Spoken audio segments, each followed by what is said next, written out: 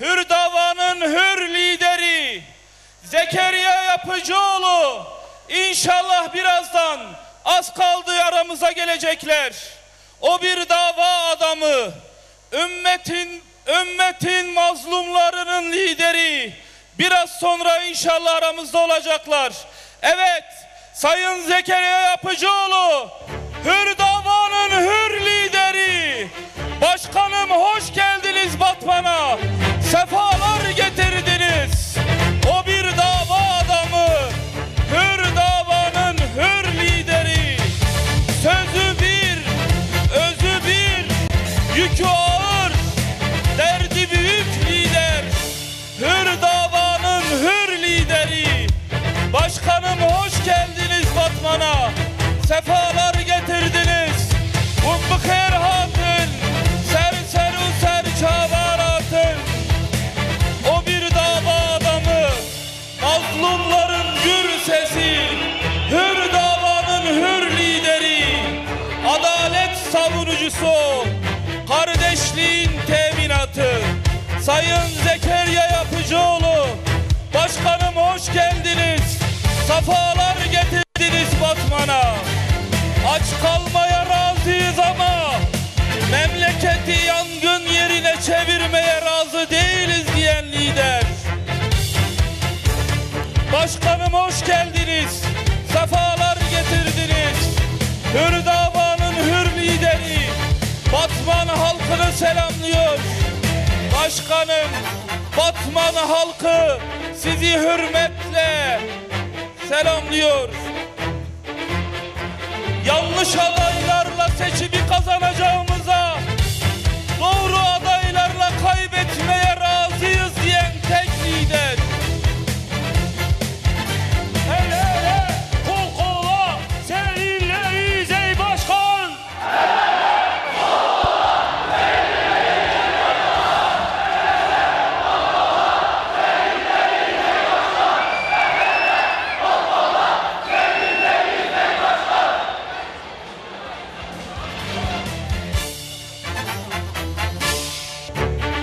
Evet, hür davanın hür lideri Zekeriya Yapıcıoğlu, başkanım hoş geldiniz, safalar getirdiniz.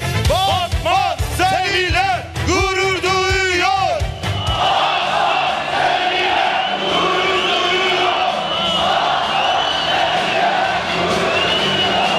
Bu memleketin çocuğu, Batman'ın evladı, Türkiye'nin umudu Zekeriya Yapıcıoğlu, başkanım hoş geldiniz, safalar getirdiniz.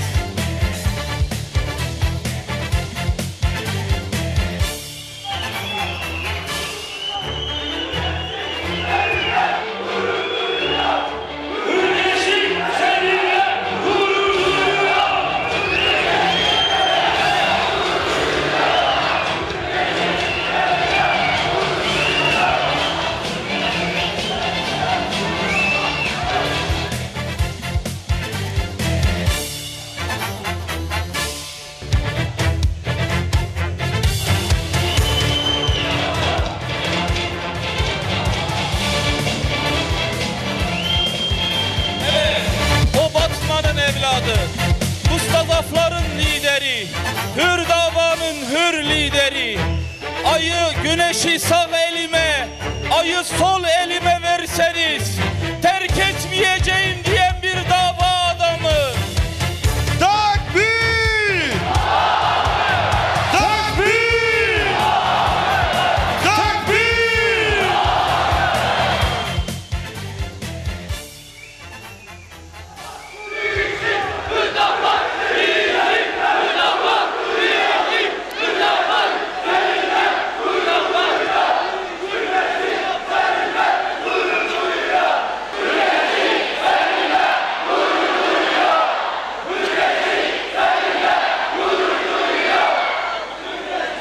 Evet, Sayın Genel Başkanım, Batman İl Teşkilatı ve Batman halkı adına gönlümüze hoş geldiniz. Şehrimize hoş geldiniz.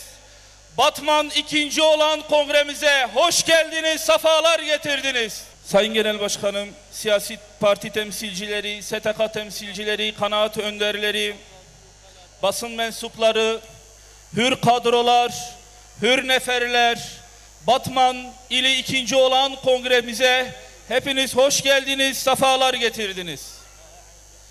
Evet, her etkinlikte, her kongrede, Hüdapar adına her yapılan panelde, söyleşide, etkinliklerde sözün sahibine söz verilmeden söz alınmaz.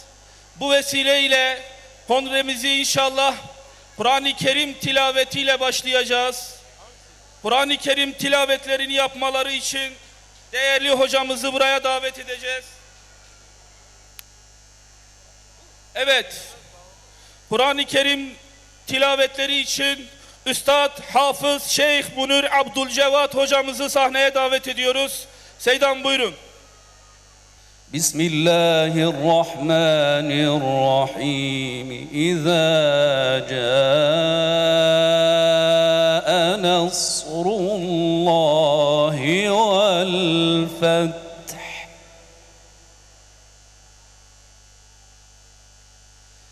İzâ câe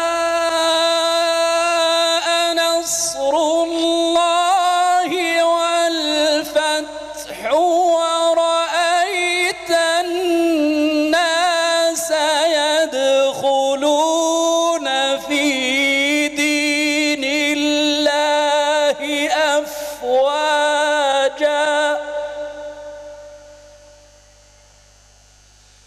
ve ra'eyten الناس يدخلون في دين الله أفواجا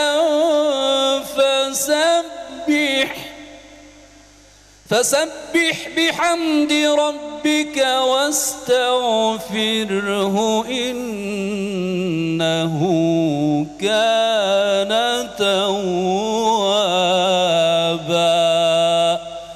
صدق الله العظيم. الفاتحة.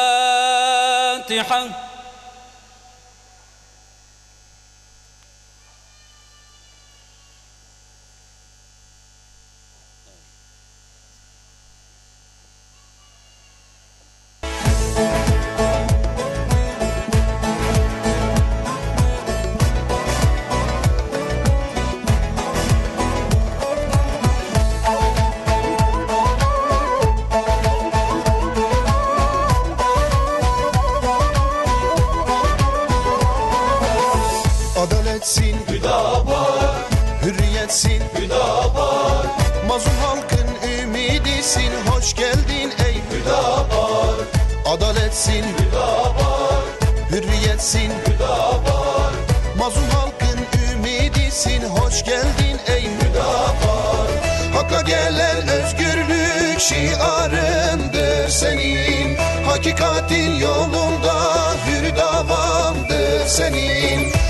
Gelen özgürlük şiarındır senin, hakikatin yolunda hür davandır senin. Seninle bir daha Siyonist İsrail'i ilk kıblemiz Mescid-i Aksa'ya yönelik saldırılarından ve uygulamalarından dolayı bir kez daha lanetliyor.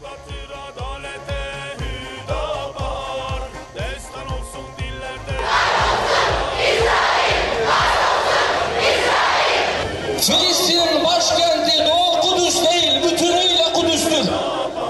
Ya Rabbi, Kudüs'ü özgürleştirmeyi gündeminin ön sıralarına alan, Kudüs için uykusuz kalan, Kudüs için kafa yoran, Kudüs için güç biriktiren, esbaba iyice tevessül ettikten sonra gözünü kırpmadan oradaki mazlumları kurtarmak için Peygamberimizin emanetini temizlemek için, yeniden gül sularıyla yıkamak için bizler azim ve gayretle Ya Rabbi şu dünya gözüyle Aksa'nın yeniden özgürleştiğini görmeyi, orada birlikte namaz kılmayı ümmeti Muhammed'e nasip eyle.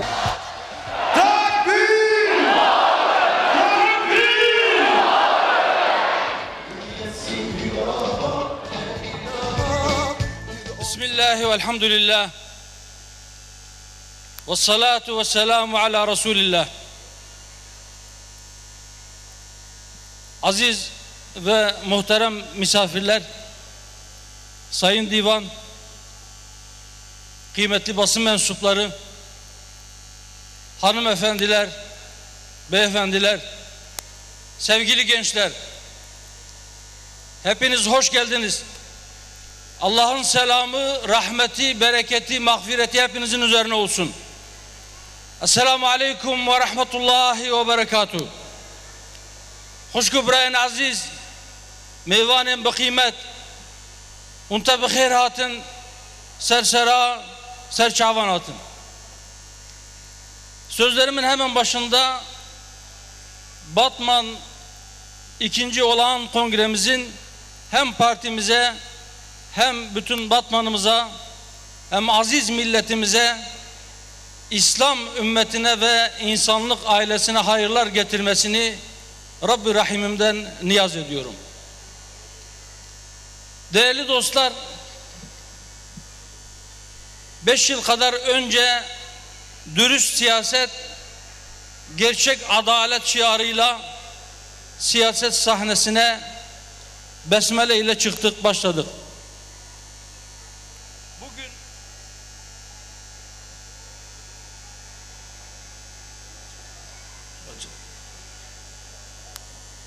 Bugün 2. olan kongre sürecimizin sonuna yaklaşmış bulunmaktayız. 2. olan kongrelerimizi yaparken temamız önce insan, öncelik adalet. Yola çıktığımız gün henüz parti kurmadan önce parti programımızı ve tüzüğümüzü kaleme alırken de birinci önceliğimizin adaleti yeniden tesis etmek olduğunu ve adaletin hiçbir şeye feda edilemeyeceğini yazdık. Yola çıkış gayemiz bozulan teraziyi yeniden düzeltmeye çalışmak. Adaleti yeniden tesis etmeye çalışmak. Adaletsizliklerden dolayı bizar olmuş milletin sesi olmak. Onların adalet talepleri başta olmak üzere diğer taleplerini siyaset sahnesinde taşımak.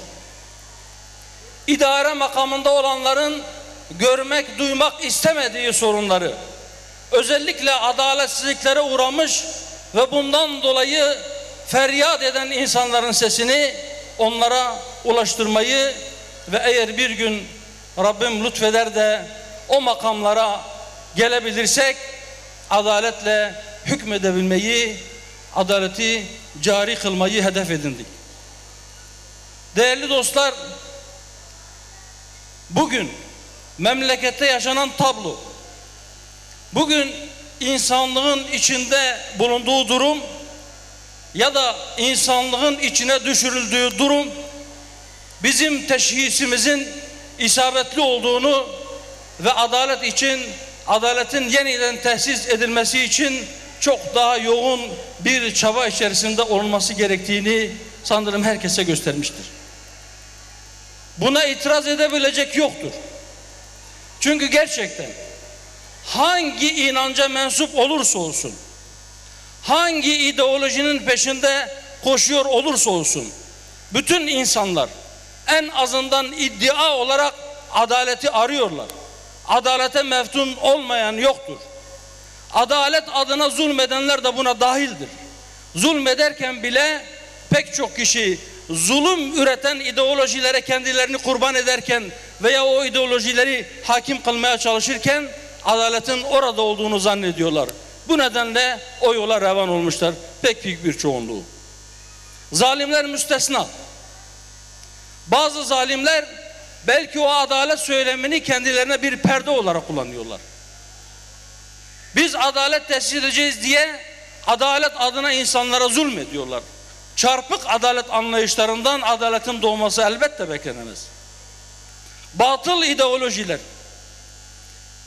kulları başka kullara kul etmek üzere bina edilmiş, inşa edilmiş düşünceler adaletin tesisi için elbette elverişli değildirler. Biz gerçek anlamda hürriyetin de kulların kula kulluktan kurtulmasıyla mümkün olabileceğini, hakiki manada Allah'a kul olmanın gerçek hürriyet olduğunu söyledik. Ve bu söylemimizi inşallah her tarafa, dünyanın dört bir bucağına götüreceğiz, o azimdeyiz. Evet, dediğim gibi tamamız insan ve adalet. Önce insan, öncelik adalet. Peki bugün memleketin içerisinde bulunduğu tablo nedir? Daha 2-3 hafta önce Şubat ayının sonunda memleketteki neredeyse bütün kesimler bir konuyu tekrar konuştular yıl dönümü münasebetiyle. Neydi o? 28 Şubat. Hatırlarsınız. En azından yaşı müsait olanlar hatırlar. 1997 yılının Şubat ayının 28'inde bir Milli Güvenlik Kurulu toplantısı yapıldı. Orada alınan kararlardan dolayı o sürece 28 Şubat süreci dendi ve nihayet Haziran ayında hükümet istifa etti, hükümet değişikliği yaşandı. Ama öncesinde, belki çok daha öncesinden, yıllar öncesinden akıp gelen bir süreç vardı ve 1000 yıl süreceği iddia ediliyordu. Evet, uzun yıllar sürdü. Çok zulümler yapıldı. İnsanlar örtülerinden, kılık kıyafetlerinden dolayı işlerinden atıldılar. Okullarından atıldılar. İnsanlar, ticaretle uğraşanlar gerici sermaye, yeşil sermaye diye yaftalandılar. Bazı esnaf ve tüccarlar iflasa sürüklendiler. İnsanlar bazı devlet kurumlarının kapısından kovuldular. Örtülerinden dolayı bazı bacılarımız bazı doktorlar tarafından tedavi edilmeleri reddedilerek hastanelerden kovuldular. Şükür o sıkıntıların önemli bir kısmı geçti. Önemli bir kısmı şu anda yaşanmıyor.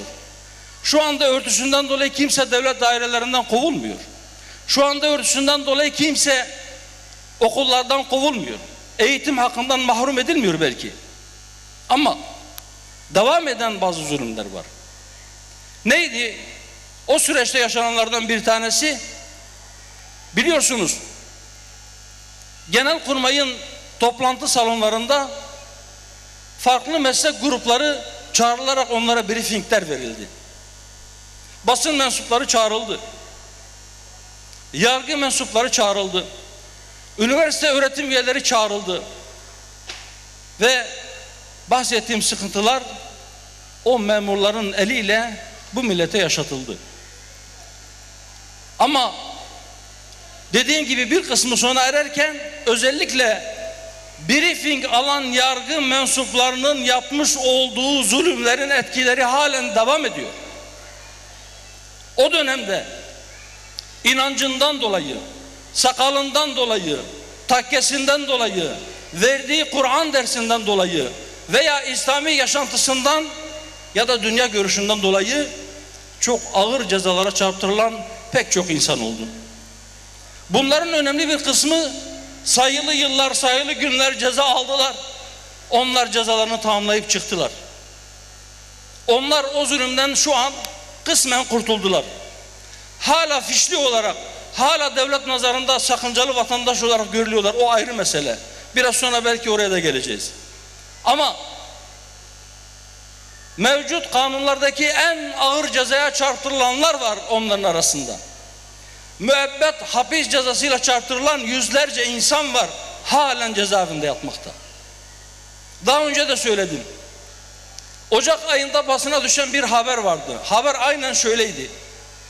Siyonist zindanlarında 20 yılı aşkın bir süredir tutulan Filistinli Müslüman mahkumların sayısı 48'i buldu. 48 Filistinli 20 yılı aşkın bir süredir Siyonist zindanlarında esir olarak tutuluyorlar. Ama Türkiye'de sadece İslami kimliklerinden dolayı İslami bazı kesimlere mensup insanlardan 20 yılı aşkın bir süredir cezaevinde olan insanların sayısı Siyonist zindanlardaki benzer durumdaki Filistinlerin sayısının 10 katına yakındır. Hüdapar'ın güneşi, mazlumların gür sesi. Hüdapar'ın güneşi, mazlumların gür sesi. Hüdapar'ın güneşi, mazlumların gür sesi. Hüdapar'ın güneşi, mazlumların gür sesi. Evet, Siyonist zindanlardakilerin sayısının 10 katı Müslüman, Türkiye'de cezaevlerinde 28 Şubat yargısı veya FETÖ yargısı tarafından müebbet hapis cezasına çarptırıldıkları için içeride ömür tüketmeye devam ediyorlar. Üstelik memleketin en tepe noktasındaki yönetici Sayın Cumhurbaşkanı 10 yıl, 15 yıldır cezaevinde çürümeye terk edilmiş olanlar var. Haksız yere içeride tutuluyorlar. Millet hak talep ediyor, adalet talep ediyor. Adalet talep edenler çığlık atacak duruma gelmişlerse adalet mekanizmasında bir sorun var.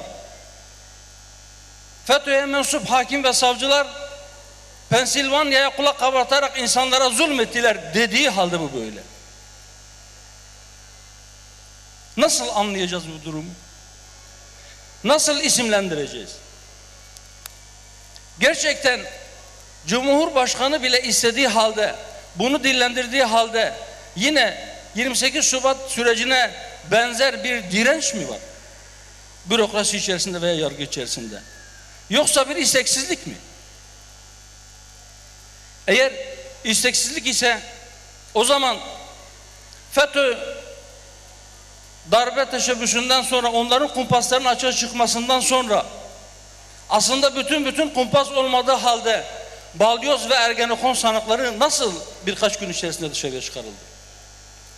Niçin Anayasa Mahkemesi'ne bireysel başvuru hakkı tanındığında 2012 ile bir sınır getirildi? Ondan önce kesinleşmiş olan kararlarla ilgili başvuru yolu kapatıldı. Doğrusu bunu izah edebilmek, buna cevap verebilmek çok kolay değil.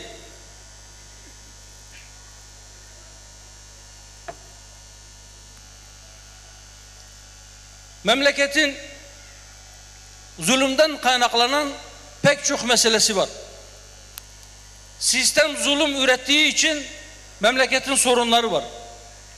Yaşanan sorunlardan bir tanesi, belki en uzun süren ve can yakan sorunlardan bir tanesi Kürt meselesi. Biliyorsunuz, bundan birkaç sene önce hükümet yetkilileri biz bu meseleyi çözeceğiz diye bir süreç başlattılar. Adına çözüm süreci dedikleri bir süreç başlattılar. Biz buna çatışmasızlık süreci dedik. Niçin çözüm süreci değil de çatışmasızlık süreci dedik? Çünkü biz o süreçten çözüm çıkmayacağını gördük. Çünkü o sürecin temeli yanlış atılmıştı. Eğri bir temelin üzerine doğru bir duvar inşa edemezsiniz. Eğer temel eğri ise onun üzerine bina edeceğiniz duvar da, yapı da, bina da mutlaka eğri olacaktır. Neydi o eğrilik? Uyardık. Dedik ki siz elinde silah olan insanları bu milletin tek meşru temsilcisi olarak karşınıza oturtuyorsunuz, hata ediyorsunuz. Dedik ki siz milletin meşru olan bazı taleplerini bile elinde silah olan kişilerle pazarlık konusu yapıyorsunuz, hata ediyorsunuz. Temel haklar pazarlık konusu olmaz. Dedi ki siz bu hakların tanınmasını elinde silah olan kişilerin elindeki silahı bırakması şartına bağlıyorsunuz, hata ediyorsunuz. Dinletemedik. Sürecin iki tarafı vardı. Hükümet ile bu konuyu konuşan diğer taraftaki insanlara da dedik. Bir taraftan bu süreç başlatılırken şehirler silah deposuna çevriliyordu. Patlayıcı depolarına çevriliyordu. Memleketin her tarafı, özellikle Kürt nüfusun yoğun yaşadığı yerlerde şehirler gerçekten patlayıcı deposuna döndü. Her tarafa bombalar gömüldü. Hükümet de bunu görüyordu. Ta Oslo görüşmelerinde, o zaman MİT adına görüşmelere katılan devlet memurları görüştükleri muhataplarına dediler ki siz bir taraftan silah bırakacağınızı söylüyorsunuz ama öbür taraftan memleketi şehirleri silah dolduruyorsunuz. Bunları bilmediğimizi zannetmeyin diye söylediler. Ve bu tutanaklar basına yansıdı. Neticede o yanlış temel üzerine bina edilmeye çalışılan çözüm çıkmadı ortaya. Çözüm ortaya çıkmadı diye bu sorun bitti mi? Hükümete sorarsanız bitti. Peki siz ne yaptınız da bitti? Eğer böyle bir sorun yoksa siz ne için çözüm süreci diye bir süreç başlattınız? Niçin siz yıllarca şehirlerin silah ve patlayıcı deposuna çevrilmesine göz yumdunuz? Madem sorun yoktu. Madem sorun yoktu, siz elinde silah olan insanları niçin karşınıza muhatap diye oturtup onlarla pazarlıklar yaptınız? Eğer sorun var idiyse, siz de o gün oturduysanız, siz o süreçten sonra hangi tarafını çözdünüz de şimdi böyle bir sorunun yok olduğuna veya mevcut olmadığına hükmediyorsunuz? Aslında hükümetin söylediği şey şu: o çatışmasızlık sürecinde yapmış oldukları yanlışları tekrar ediyor. Nasıl tekrar ediyor? Şöyle: o gün diyordu ki ben bu meseleyi bu adamlarla oturup konuşacağım. Başka yol ve yöntemi yok. Bugün diyor ki o konuştuğum adamlarla ben şu anda küsüm, konuşmuyorum, çatışıyorum. Allah'ımlar eline yine silah aldı. O zaman konuşacak kimse yok. Bu önceki yanlışın başka bir şekilde ifade edilmesidir. Önceki sözlerin tersinden söylenmesidir. Biz o gün de söyledik, bugün de tekrar ediyoruz. Bu meseleyi çözmek istiyorsanız, bu milletin başta örgütlü yapıları olmak üzere tümü sizin muhatabınızdır. Hatta siz temel hakları yasal güvence altına almak için bir muhataba muhtaç da değilsiniz. Eğer bir şey hak ise onu yasal, anayasal güvenceler alırsınız, gerekli düzenlemeleri yaparsınız, ben yaptım dersiniz. Bugün çatışmalı süreç yeniden başlamış diye, bugün operasyonlar yapıldı diye siz o adımları atmaktan imtina ediyorsanız şöyle bir görüntü çıkıyor. Birileri çıkıp şu propagandayı yapıyor ve yapacak. Siz silahın, çatışmanın hak arama yöntemi olmadığını, olamayacağını söylüyordunuz. Bakın, biz güçlü bir silahlı direniş göstermeyince hükümet adım atmıyor. Eğer öyle deseler ne diyeceksiniz peki? Eğer gerçekten bu meseleyi çözmek gibi bir iradeniz, bir niyetiniz varsa işte bugün tam fırsatıdır. Biz birilerinin silahını doğrultmasından dolayı bu meseleyi çözüyor değiliz. Biz haksızlık olduğuna inandığımız bütün uygulamalara kendimiz, kendi irademizle milletimiz hak ettiği için son veriyoruz. Onların meşru taleplerini yerine getiriyoruz. Gasp edilen haklarını iade ediyoruz deseniz yanlış mı yapmış olacaksınız? Hayır. Belki daha önce yapmış olduğunuz yanlışları da affettirmiş olacaksınız. Fakat maalesef şu anda bu irade görünmüyor. Özüyle, sözüyle dürüst başkan. Özüyle, sözüyle dürüst başkan. Özüyle, sözüyle dürüst başkan. Özüyle, sözüyle dürüst başkan. Bu dediğim tablonun ismi şu olabilir: çözümsüzlükte ısrar veya sorunu halının altına süpürerek onu yok farz etmek.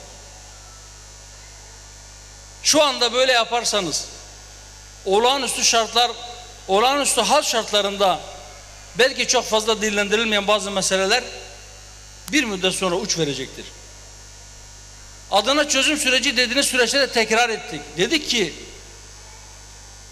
eğer siz PKK'yı ve onun elindeki silahın sorunun bizatihi kendisi görürseniz, yani onun bir sonuç olduğunu kabul etmezseniz, onu sebep olarak görürseniz, PKK biter veya kendi kendisini feshetse bile bundan yıllar sonra başka bir şey ortaya çıkacaktır. Belki sadece ismi değişecektir. Fakat görünen o ki şu anda bile bu söylediklerimiz henüz ya anlaşılmadı ya da kabul edilmek istenmiyor. Evet, önce insan, öncelik adalet. Memleketin sorunlarının önemli bir kısmının altında adaletsizlik yattığını söyledik ve bu adaletsizlikler çeşit çeşit sorunlar doğuruyor. Bunlardan bir tanesi ekonomik sorunlar. Biliyorsunuz, memleketin kaynaklarının, imkanlarının bazı yerlere yığıldığı, bazı yerlerin bundan daha büyük oranda istifade ettiği herkesin malumudur. Türkiye'yi farklı farklı bölgelere ayrılmışlar. Ekonomik kalkınmışlık veya bazı ekonomik göstergeleri nedeniyle. Mesela Batman, TRC3 diye isimlendirilen bir bölge. Bu bölgede 4 vilayet var. Batman, Siirt, Mardin ve Şırnak illeri. İki konuda bu TRC3 bölgesi Türkiye şampiyonu. Nedir onlar biliyor musunuz? 1. Türkiye'de işsizlik %11'in altında, 10 küsur. TRC3 bölgesinde işsizlik %28 küsur. Yani neredeyse 3 kat. Daha önce 2 kat idi, neredeyse 3 kat. Türkiye'de ortalama iş gücüne katılım oranı %52. Bu bölgede iş gücüne katılım oranı Türkiye ortalamasının yarısı, %26.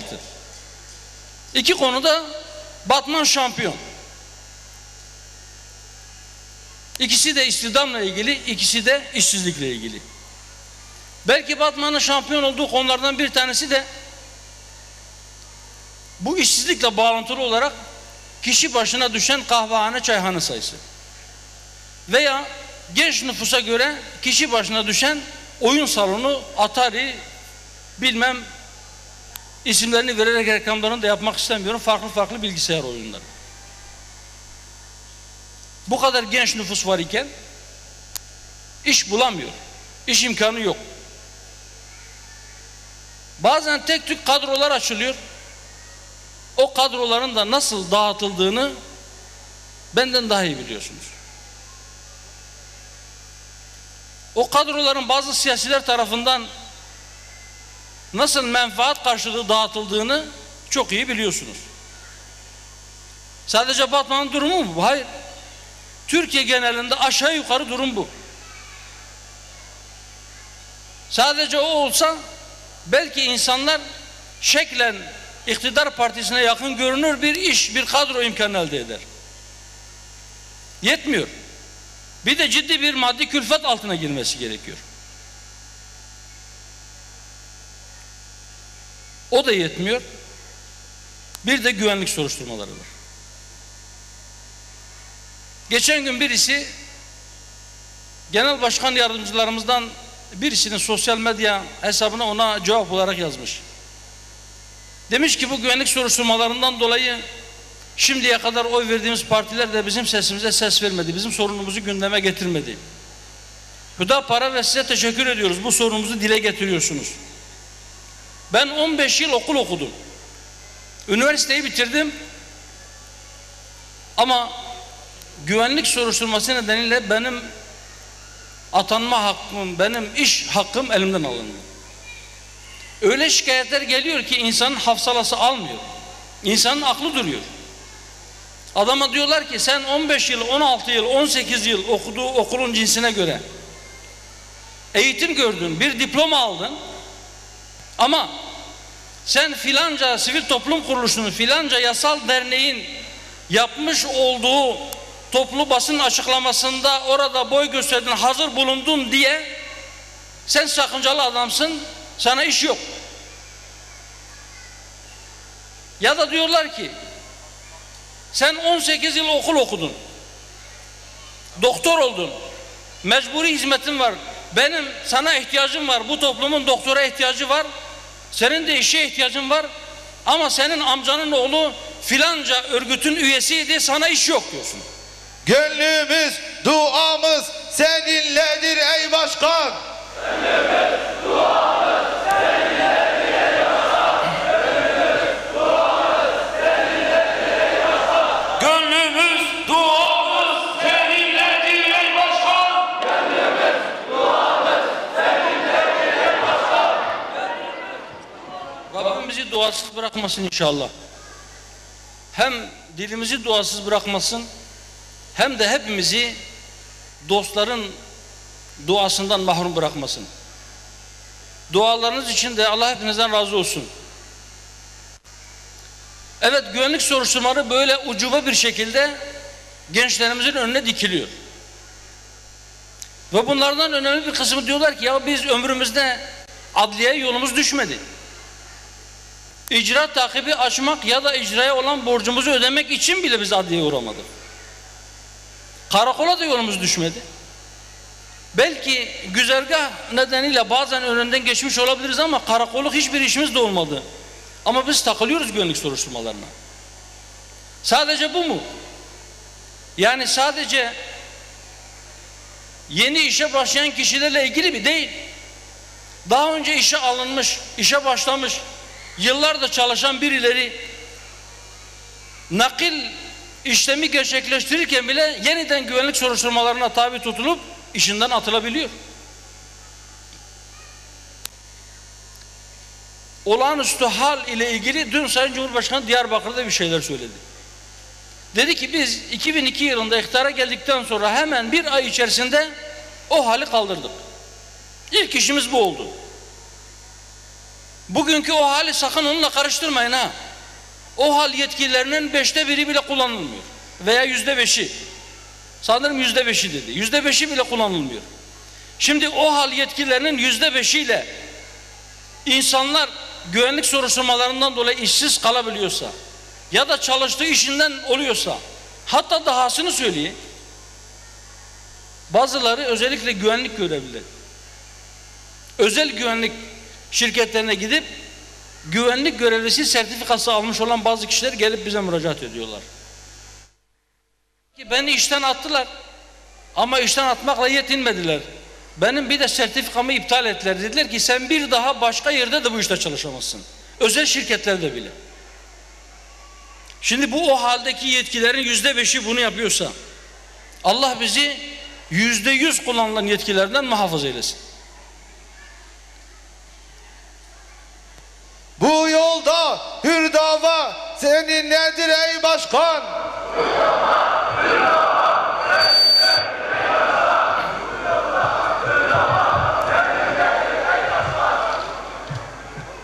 Ekonomik sorunlarla ilgili bir diğer husus da şu. Biliyorsunuz şu son dönemde birkaç ay önce özellikle ithal et tartışması yaşandı. Hükümette Tarım Bakanlığı görevi yapan zat dedi ki et fiyatları çok pahalı. Biz vatandaşımıza ucuz et getireceğiz. Nasıl yedireceksiniz? Dışarıdan et ithal ederek. Peki bu işin başka bir çözüm yolu yok mu? Memlekette hayvancılık bitmiş. İnsanlar hayvanlarını merada otlatamıyor. Yani Allah-u Teala'nın lütfu keremiyle topraktan bitirdiği yemle değil, fabrikalardan alınan fenli yemle beslendikleri için hayvanlar et pahalı. Siz bu işe eti ucuzlatmak adına başka bir çözüm aramalı değil misiniz? Mesela siz hayvancılığa destek verirseniz, yem desteği verirseniz ya da meralara çıkmayı kolaylaştırırsanız et fiyatları ucuzlasa daha iyi olmaz mı? Bakın siz et ithal ederseniz üreticinin mal ettiği fiyatın altında bir fiyatla et satarsanız o adam o hayvanı beslemez. Keser, zararına da olsa keser. Çünkü ileride zararının büyümesinden korkar. Ve bu bir sene sonra et fiyatlarının çok daha fazla yükselmesine sebebiyet verir. Siz son birkaç yıl içerisinde 5 milyar dolara yakın parayı et ithalatına verdiniz. Bunu çiftçiye verin, hayvan desteği olarak verin. Bir proje getirdiler. Bazı çiftçilere 300 koyun. Hayvancılıkla uğraşan aranızda vardır. Ben biliyorum. Biliyorum. Git müracaat et istersen, o 300 konu sana verecekler. Ne diyorlar? Senin bilmem kaç dönüm özel meran olacak. Senin çiftliğin olacak, şu olacak, bu olacak. Ya eğer siz çiftçiye destek amacıyla bu işi yapıyor idiyseniz, zaten 300 dönüm tapulu merası olan durumu iyidir. Yeterince hayvanı da vardır. Siz köy merasından istifade edecek küçük bir ağla sahip çiftçilere daha az sayıda, mesela 40'ar 50'şer koyun verseniz daha iyi bir iş yapmış olmaz mısınız? Yoksa siz yine milletin parasıyla birilerini kalkındırmaya mı çalışıyorsunuz? Ekonomik gidişatın iyi olmadığını hükümet de görüyor. Çare olarak esnafın içinde bulunduğu durumdan kurtuluşu için bir kredi garanti fonu diye bir fon getirdiler. Niye? Çünkü bankalar artık esnafa kredi vermiyordu. Dün Şırnak'ta söyledim, bir kez daha söylüyorum. Yanlış anlaşılmak istemediğimiz için. Bakın biz hiçbir kimseye gidip bankadan kredi falan çekin demiyoruz. Biz faizin kapitalist sistemin en büyük sömürü aracı olduğunu çok iyi biliyoruz. Bankacılık sisteminin kendisinin sömürü aracı olduğunu biliyoruz. Fakat ekonomik göstergelerin ne durumda olduğunu ve hükümetin nasıl adımlar attığını milletin anlaması için söylüyorum. Daha önce 1-2 sene önce Sayın Cumhurbaşkanı kameraların önünde bankalara sert çıktı. Dedi ki siz esnafa kredi vermiyorsunuz. Niçin vermiyorsunuz? O topladığınız paraları ne yapacaksınız?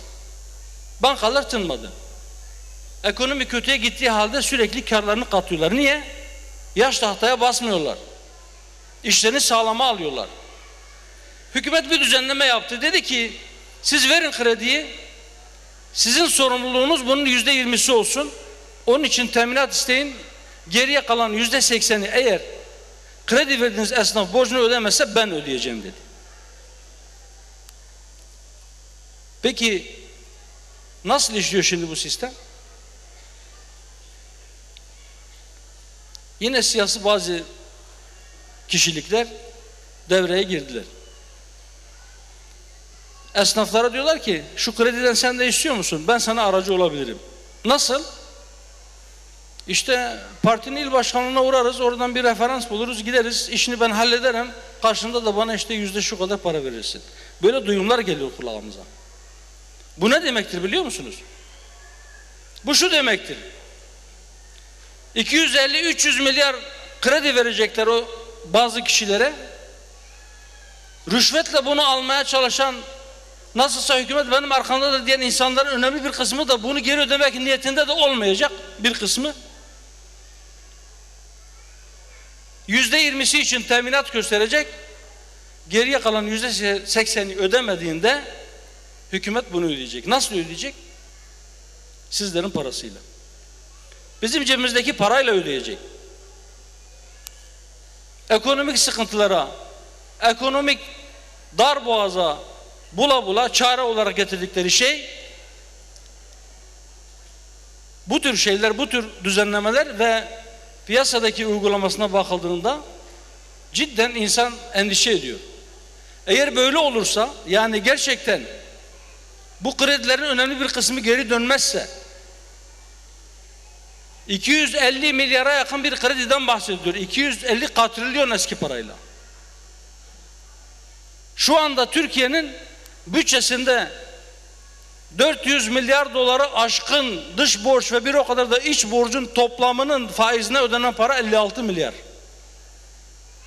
2018 yılının bütçesi içerisindeki para 56 milyar. Bunun yaklaşık 5 katı bu faizlere, bu kredilere gidebilir. Türkiye bunun altından kalkamaz. Eğer böyle devam ederse çok ciddi bir ekonomik kriz memleketi bekliyor ve ceremesini hepimiz beraber çekeceğiz. Nasıl El çekeceğiz? ele, kol kola, seninleyiz ey başkan.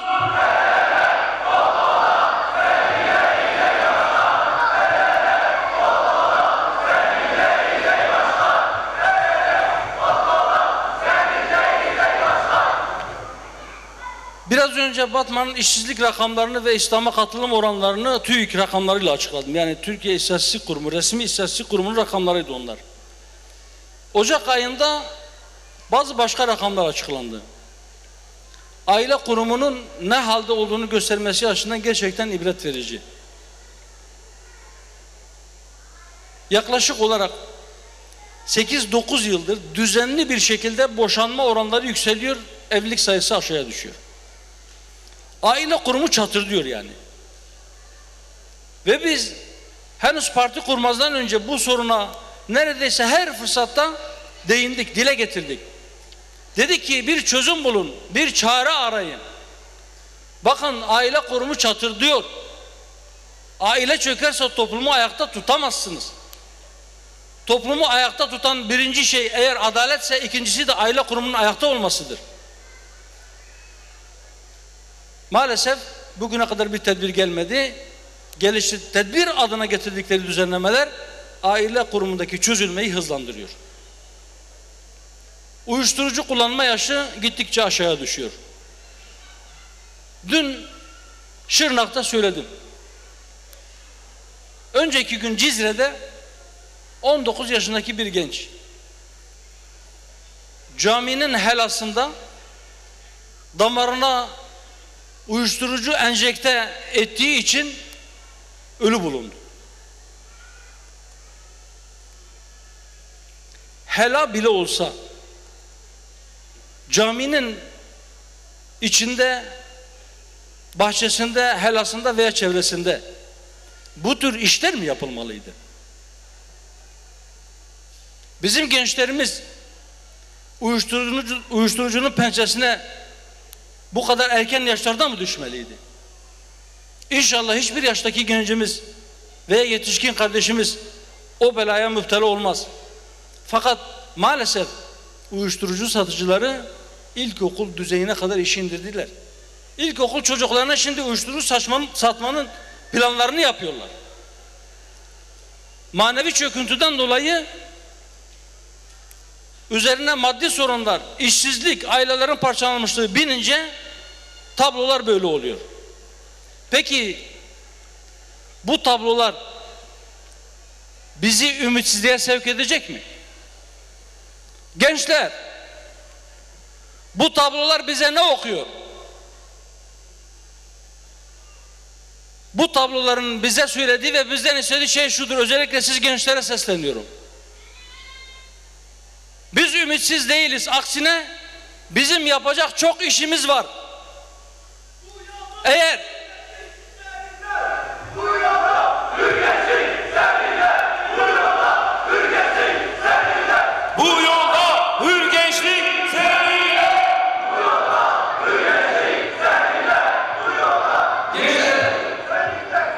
eğer toplumu ıslah adına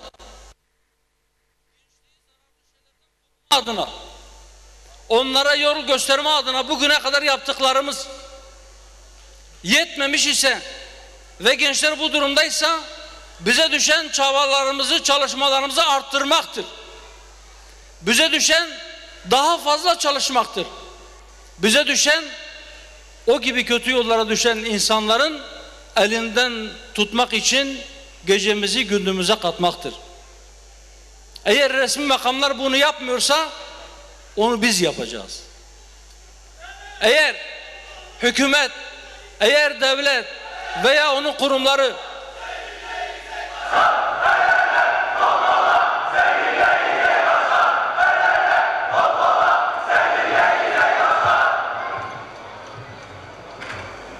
eğer resmi makamlar yani bu işi asıl yapması gerekenler vazifelerini eksik bırakıyorsa, tablo bu duruma doğru gidiyorsa o zaman bize çok iş düşüyor. Bu işi yapabilmek için gerçekten toplumu içinde bulunduğu bu durumdan kurtarabilmek için öyle inanıyoruz ki toplumun Hüdapar'ın reçetelerine ihtiyacı var. Hüdapar'ın programının, düşüncelerinin bu toplumda uygulama alanına konmasına ihtiyaç var. Peki bunu tatbik edebilmek için bizim neye ihtiyacımız var? Bizim insanımızın, toplumumuzun daha fazla desteğini almaya ihtiyacımız var. Nasıl yapacağız bunu? Seçimler yaklaşıyor. Bu desteği artırmanın yolu biliyorsunuz. Basın çok fazla sesimizi duyurmuyor. Çok böyle onların dikkatini çekecek veya onların hesabına gelecek bir şey söylediğimizde belki sesimiz yankı buluyor, televizyon ekranlarına ya da gazete sayfalarına yansıyor. Öyleyse her kapıyı çalacağız. Öyleyse her insanımızı ziyaret edeceğiz, gözünün içine bakacağız, derdimizi ona anlatacağız, onun derdini dinleyeceğiz ve derdinin reçetesinin, dermanının Hüdapar'ın programı olduğunu onlara kabul ettireceğiz inşallah, izah ederek. Batman seninle gurur duyuyor. Batman seninle gurur duyuyor. Batman seninle gurur duyuyor. Batman seninle gurur duyuyor. Gençler, ben öyle gurur duyulacak bir adam değilim, size söyleyeyim. Belki eksiklerimin farkında olsaydınız hiç bu cümleyi söylemeye teşebbüs bile etmeyecektiniz. Ama size şunu söyleyeyim.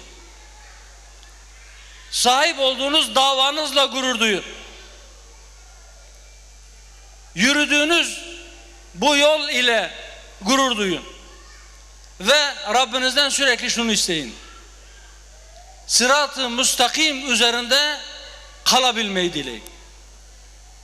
Ne kadar yol yürüdüğümüzün, ne kadar destek aldığımızın çok fazla önemi yok.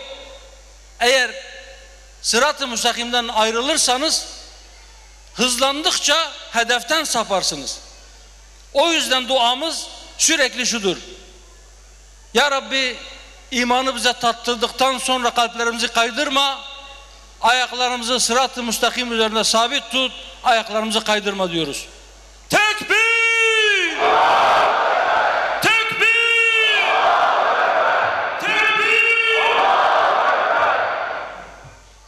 Eğer biz doğru çizgi üzerinde yürümeye devam edersek, o çizgi üzerinde kaldığımız müddetçe ve yürüme azminde olduğumuz müddetçe inşallah kazanmışızdır. İnşallah bunu kazanç bilerek biz bu kutlu yolda, bu kutlu davanın neferleri olarak çalışmaya devam edeceğiz. Azmimizi, gayretimizi artırmasını Rabbimizden niyaz edeceğiz. Peki gençler,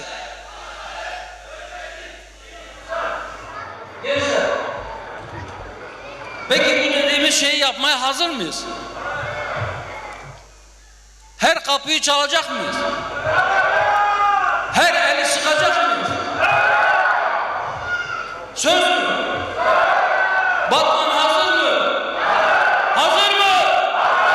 Daha büyük.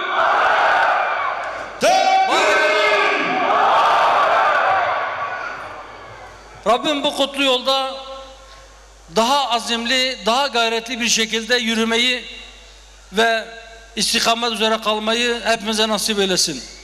Ben bu düşüncelerle, bu duayla hepinizi tekrar muhabbetle, hürmetle selamlıyorum. Allah'a emanet olun. Esselamu Aleyküm ve Rahmetullahi ve Berekatuhu.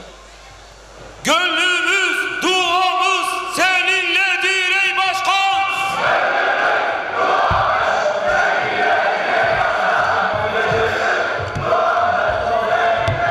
Teşekkürlerimizi sunuyoruz ve bütün Batman halkı adına küçük kız çocuklarımız size çiçek takdiminde bulunacaklar. İstirham ediyorum başkanım, 1 dakikanızı istirham edeceğiz. Batman seninle gurur duyuyor.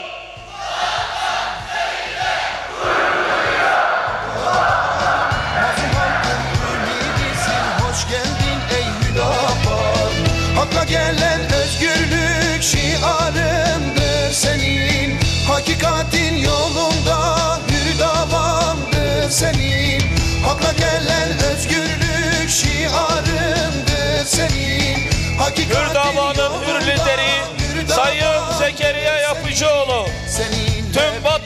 halkı adına bir olsun. tekrar hoş geldiniz, sefalar getirdiniz. Canı gönülden teşekkür ediyorum başkanım. Allah-u Teala yolunuzu, istikametinizi daim eylesin. Allah rızası için her daim bu istikamet üzere olun başkanım. Hüdava Partisi hakkın nişanesi, rehbersin insanlığa, mazlum halkın sesi. Hüdava Partisi hakkın nişanesi, rehbersin insanlığa. Evet, bu küçük kızlarımız bu güzel jestle bizi sevindirince bir şey hatırladım. Diyarbakır Kongremizde oradaki yine birkaç kızımız, tabi bunlardan biraz daha yaşları ileride okul okuyan genç kızlarımız yazılı bir şey vermişlerdi. Ben bunu da onlara dua ve teşekkürle birlikte Batman'daki kardeşlerimizin huzurunda okumak istiyorum. Diyarbakır'daki genç kızlarımızın yazmış olduğu şey: biz gerektiğinde Yusuf olur zindana gireriz. Biz gerektiğinde Nuh olur 1000 yıl tebliğ yaparız. Nuh deseler, peygamber demeseler de. Biz gerektiğinde Eyüp olur sabır gösteririz. Biz gerektiğinde İbrahim olur teslimiyet gösteririz. Biz gerektiğinde İsmail olur kurban oluruz. Biz gerektiğinde yine Yusuf olur, Allah'ın izniyle ülkeyi yönetiriz. O günlerin yakın olması temennisiyle Allah'a emanet olun. Çok teşekkür ediyorum Sayın Başkanım. Hür davanın hür lideri Sayın Zekeriya Yapıcıoğlu.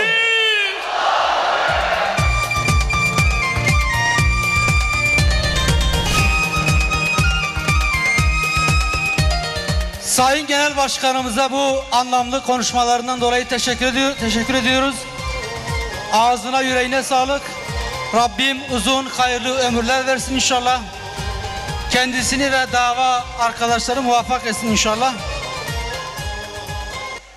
Kıymetli delegeler, şimdi de seçimler maddesine geldik. Gündemin seçimler maddesine geldik. Ancak seçimlere geçmeden önce sandık kurulu için bir asıl bir de yedek üye seçmemiz lazım. Bunun için tekliflerinizi bekliyorum. Adaylar organlara aday olmayacaklar arasında olması lazım. Onu da belirteyim.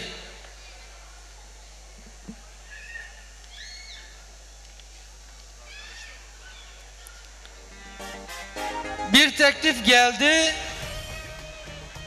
Teklifi okuyorum. Hüdapar Batman İl 2. Olağan Kongresi Divan Başkanlığına, Hüdapar Batman İl 2. Olağan Kongresi Sandık Kurulu Asil Üyeliğine Davut Başaran, yedek üyeliğe ise Abdullah Doğan'ı teklif ve arz ederiz. Teklif edenler Cemal Çetiz, Ayzen Demirer, Sayın Seyitoğlu, Salih Altuğ, Sıddık Çiftçi ve Abdurrahman Cens. Başka teklif yoksa teklifi delegelerin oylamasına sunacağız. Başka teklif yok. Bu teklifi oylarınıza sunuyorum. Teklifi kabul edenler, evet, teklif katranların oy birliğiyle kabul edilmiştir. Kıymetli delegeler, şu anda seçimler maddesine gelmiş bulunmaktayız.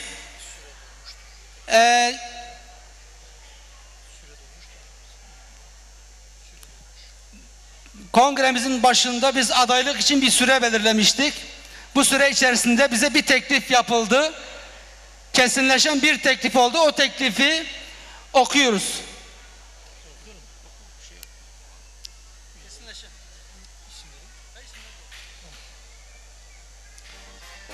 Hüdapar Batman İl 2. Olağan Kongresi Divan Başkanlığına, Hüdapar Batman İl Başkanlığına Davut Şahin'i, ekli listede isimleri yazılı kişileri, listede yazılı organların asil ve yedek üyeliklerine aday olarak arz ve teklif ederiz. 18.03.2018 teklif edenler: Cemal Çetiz, Ayzen Demirer, Mehmet Salih Altu, Yusuf Sever, Selahattin İmir, Sıddık Çiftçi, Osman Narin, Mehmet Salih Yanaç, Mehmet Ali Şimşek,